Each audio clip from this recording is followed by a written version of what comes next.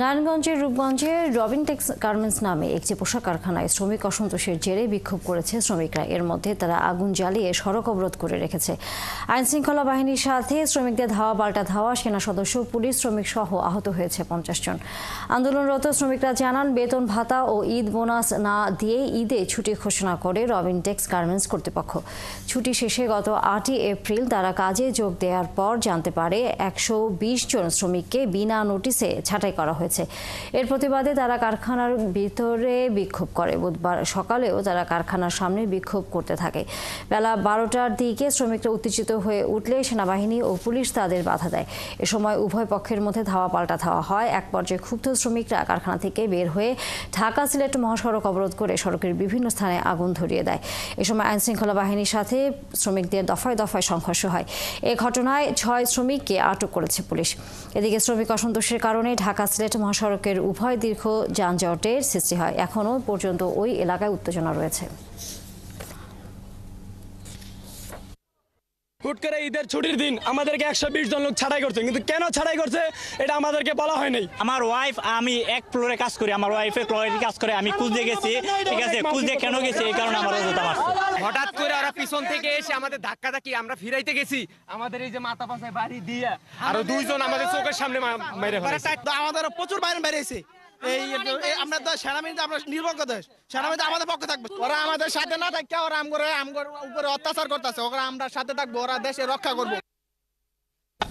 রূপগঞ্জের সর্বশেষ অবস্থা জানাতে আমাদের সাথে যুক্ত হচ্ছেন সহকর্মী রিয়াজ হোসেন।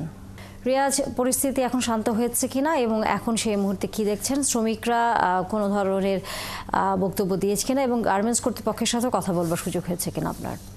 তাহলে আপনি যেমনটা বলেছেন যে রূপগঞ্জের একটা ব্যস্ততম শিল্পাঞ্চল খ্যাত এলাকা, এই ঢাকা সিলেট মহাসড়কে ঘিরে 1.5 থেকে 2 শতাধিক বড় বড় শিল্প কারখানা এখানে রয়েছে।